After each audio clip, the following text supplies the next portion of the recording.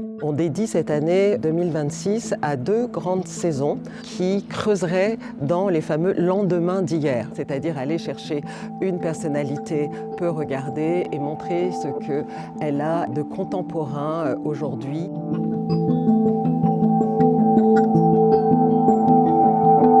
Nous commençons par une saison dédiée à Nathalie Magnan et nous aurons à l'automne une saison qui rendra hommage à la vie, au parcours extraordinaire de Serge Hélénon.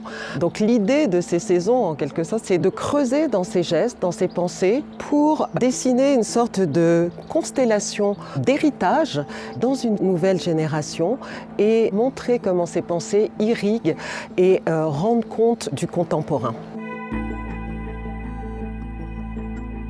Le travail de Nathalie Magnan, il est quasi indéfinissable, en tout cas en quelques mots. Elle ne se définit pas comme une artiste, alors peut-être comme une activiste. C'était aussi une enseignante extrêmement généreuse. Elle a aussi toujours pensé son travail de manière collaborative dans des actes qui étaient aussi des actes de résistance.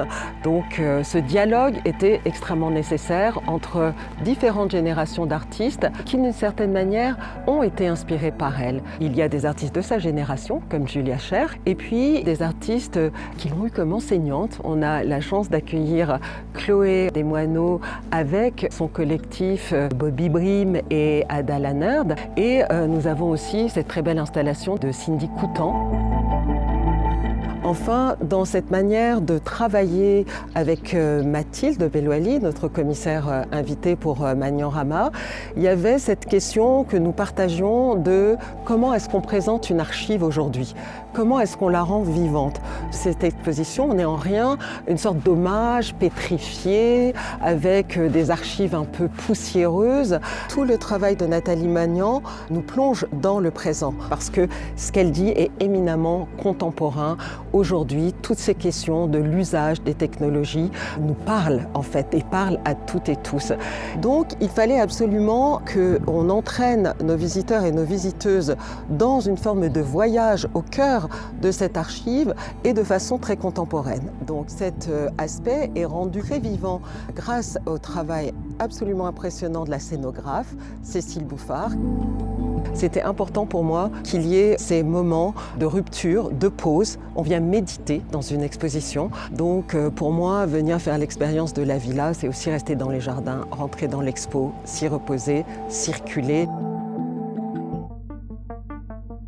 La saison est constituée de cette exposition collective autour et avec Nathalie Magnan, en dialogue avec une exposition personnelle de Itush Kayal, grande artiste allemande, mais pas que. Comme Nathalie Magnan, toutes les deux sont des cinéastes, sont des théoriciennes des médias, ont cette dimension féministe dans leur travail, donc il y avait nécessairement un écho qui se formait. Je pense que circuler dans les deux crée une impression de circuler dans un espace de réflexion sur les technologies contemporaine. Nathalie Magnan inaugure une réflexion sur les infrastructures de ces nouvelles technologies. Aujourd'hui, en écho, Itush Kayal, depuis 20 ans, s'emploie aussi à travailler non pas uniquement sur les usages, mais sur ces infrastructures, ce qu'elles disent de la domination, de l'extraction aussi, sur ces faces sombres dans ce qu'on peut appeler un capitalisme numérique. Mais là, elle va jusqu'à la réflexion sur comment cette IA que l'on pensait presque générative automatiquement est en fait le résultat du travail de centaines de milliers de travailleurs du clic, cette nouvelle classe ouvrière numérique qui est employée y compris dans des camps de réfugiés kurdes en Irak.